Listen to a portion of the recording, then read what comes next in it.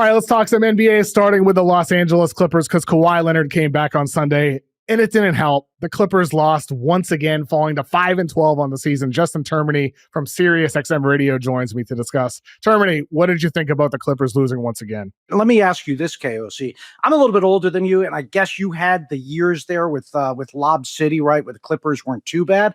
But historically, like, they've been that organization my entire life where people point to, like, oh, well, you're the Clippers of Major League Baseball if you're a bad baseball team, right?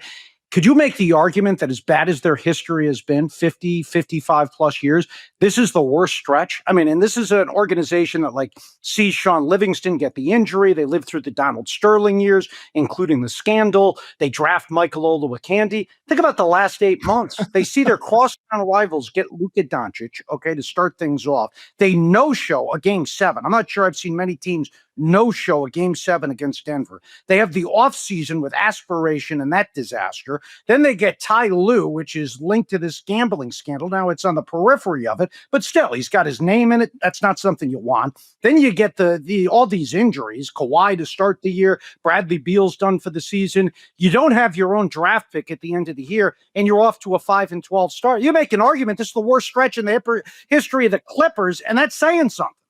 It's saying everything about how bad it is right now for the Clippers. It's just nuts because, as you said, you never wanted to be the Clippers, right? You never wanted to be the Clippers. And at this point, 5-12 to start the season, and everything you listed for them, it feels like there's still a chance. There's still a chance it could get even worse at this point.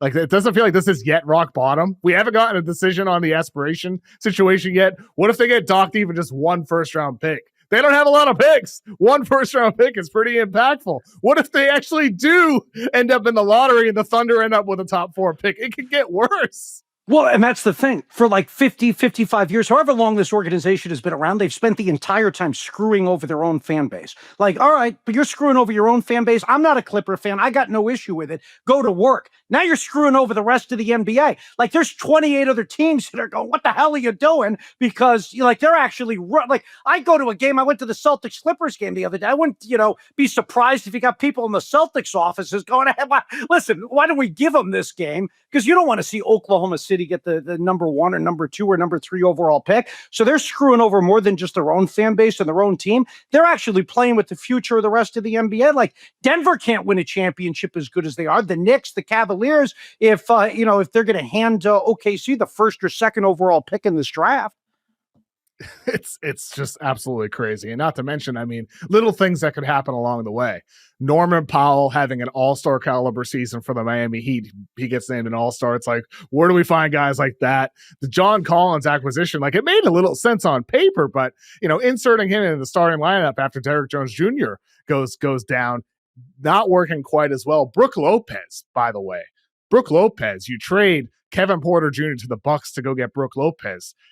Brook Lopez is playing 14 minutes per game, Termine. It's like, he is not the number one reason why the Clippers are in the situation that they are so far this season. But Lopez looks washed, man. He does not look good at all so far this season. He's not even averaging 2 rebounds per game. The Clippers, when he's on the floor, are rebounding only 62.8% of misses. That is the equivalent of worst in the NBA. They're rebounding 70% by comparison when Zubats is on the floor.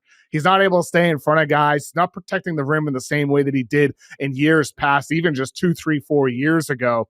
He's just moving slower offensively. He can't do anything besides hit standstill 3-pointers, pick and pop 3-point percentages down, not able to impact on the post against smaller players as much anymore. Teams are switching pick and rolls against him, which means he's not getting lob opportunities because he can't post up against smaller guys. It is bad for the Clippers, this investment in Brook Lopez that they made so far this year. And he's not the number one reason. All those other reasons you listed are far more important and for why things suck right now for the Clippers and for why they're in the situation they are right now and the looking at the play-in situation. But for Ty Lue in this situation, you lose Norm Powell for Bradley Beal, who's out injured. You get Brook Lopez, who's supposed to be a good backup center for you. He looks like he's ready to retire. There's just not a lot of options for this team right now that on paper seemed like it was supposed to be deeper, but it's just like, it's like Harden and sometimes Kawhi and nothing. And Zubats finally had an amazing game and nothing else. No, you just crushed Brooke Lopez even more so than the Grizzlies did the Kings the other day. That was harsh. But you're right. I mean, he hasn't been able to do anything, and they go with all these older players. Beal is already hurt, and probably the most concerning part is the thing you just said at the end. James Harden's been great. So what happens, KOC, when James Harden tails off here a little bit, right? Because he's kind of putting some perfume on all this stank, and he's playing really well. But the issue is I think he's top 10 in minutes. His usage is as high as it's been since he was in Houston, and the guy's 36 years of age. So I wouldn't anticipate that Harden can keep up this pace, for 60, 70, 80 games. Maybe he could do it, 5 years ago. I don't think he could do it at the age of 36. So once he starts to tail off here a little bit, or God forbid he misses any time with some injuries, even though he's been relatively healthy in his career, then what happens to this team? Exactly. I mean, 100%. He has 55 points against the Hornets the other night. He's having this unbelievable season, 27.8 points per game on 17.8 field goal attempts per game. That's both the highest since the 2019-20 season when he was 30. And he's 36 years old at this point. He's fourth in the NBA in touches per game, fourth most efficient pick and roll scorer so far this season, fourth most efficient isolation scorer so far this year. So to your point, he has been unbelievable so far this year for the Clippers. He's the reason why they aren't winless. Harden is. But can you really expect him to sustain this at 36 years old, which is why Kawhi needs to be, superstar level Kawhi Leonard. It can't just all be on Harden throughout this entire season to carry the load in the way he is. I mean, fourth most touches per game, fourth most minutes possessed of the ball so far this season, Termine, at 36 years old. You can't, I mean, it's unbelievable what he's doing, and much respect to Harden for that, but you can't expect him to carry this load over the whole season. No, I mean, it's not sustainable. And you also wonder, does his attitude go south? Now, he seems to be having fun, and maybe it helps that he had such bad stops elsewhere. He was like the number 2 or the number 3 option. So maybe that makes him happy in a spot where they're not winning. But we've seen James Harden sour in the past. So I don't know if it sours to the point where he wants to be dealt. He's also from LA. But if he does sour, again, you get put in another spot, because I'm sure there are teams out there that would want to trade for this version of James Harden because of the level that he's playing at right now. But, it all goes back to Kawhi. If Kawhi does his job, then it's a relatively serviceable team. I mean, I don't know how you felt about them last year heading into the postseason.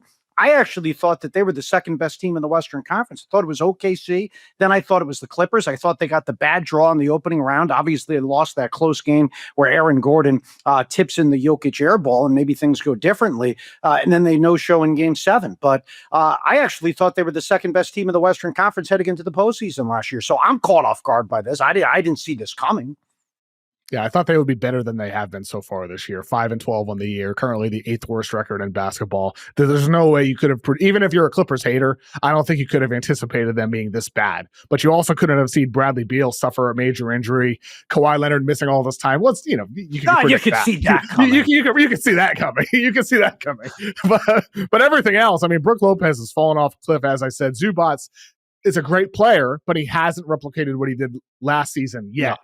Against Cleveland on Sunday, he was great, but ultimately it's been the Harden show. It's had to be the Harden show. And after he scored 55 points over the weekend, he had his quote where he said, "Basketball is life." I enjoyed your thoughts on that with Harden just playing the way he does and having the perspective that he does. No, look at that. You guys got my tweet up on the board. I'm on NBA TV. They don't even throw my tweets up on the board. So you're sharp here at Yahoo Sports. But so I wrote much more refreshing than that dumb big hashtag bigger than basketball hashtag junk we had to hear about for some years from stars a couple of years back. Fans care. They want to root for players who act like they care as well. And, I guess you agree with that, because I think you ended up liking that tweet, or at least you're throwing it up here on the board. And, we went through, I don't know how you felt about that, but when I got to listen to Dwayne Wade and LeBron specifically, bigger than basketball, you wonder why people lose interest in the regular season. You constantly have stars telling us that the sport isn't the most important thing.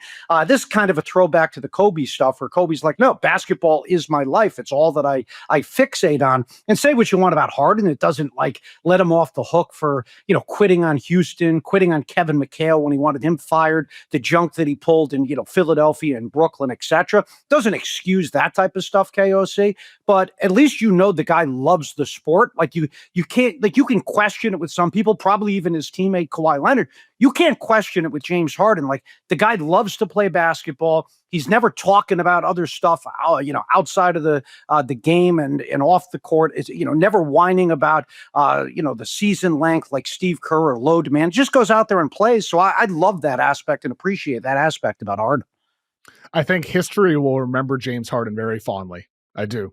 Over the course of time, they're going to see the amount of games played, the amount of big playoff moments, and you're going to see the lows as well with some of the choke jobs from James Harden. But I think people will look back on that era as the Warriors, this dynasty, and be like, oh, Houston was the team that gave him a real run. That's what I think people will look back on with Harden, and never mind everything you're saying. Not the no-shows? Not the no-shows in like game sevens, because that's it. Like that's kind of what I'm going to think of. I'm going to think of like a lot of that, even though I respect them.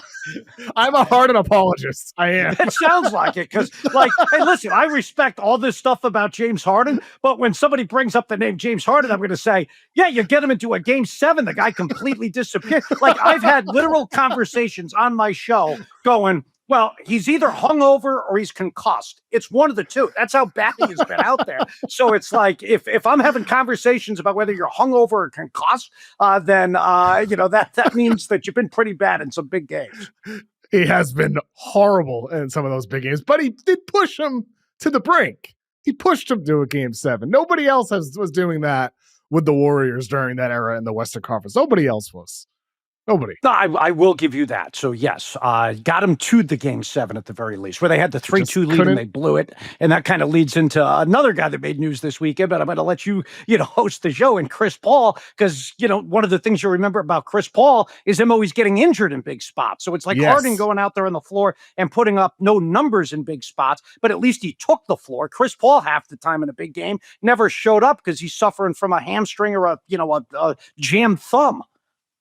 Well, let's talk about Chris Paul right now then, because Chris Paul did officially announce, as long suspected, that he was going to retire after this season, his 21st season in the NBA. Chris Paul will call it quits. 12-time All-Star, 11-time All-NBA, 9-time All-Defensive Player, won Rookie of the Year way back in 2005, finished top 5 in MVP voting 5 times. He 6 times led the NBA in steals, 5 times led the NBA assists, 4 seasons, averaging at least 18 points, 10 assists, 2 steals. Isaiah Thomas did that 3 times back in the 80s, and no one else has done that more than once. John Wall, Russell Westbrook, Tim Hardaway, Michael Adams, Kevin Johnson. So Chris Paul up there with some big names historically. Like I said, with Isaiah Thomas doing it 3 times. Chris Paul, one of the greatest point guards ever. Termine, one of the greatest ever, for sure. No, I can't argue with that. I would say I think of his legacy, since we were talking about with that James Harden, top 10 point guard of all time, best Clipper of all time, right? One of the great ceiling raisers of all time. Whenever he joined the Clippers, he joined Houston, he joined Phoenix, he joins OKC. They all take a massive step forward. Amazing regular season point guard, well-deserved top 75 guy. I wouldn't argue with any of that stuff. A guy that probably you look at like the individual records, maybe is a little bit overhyped because he's second in steals, second in assists.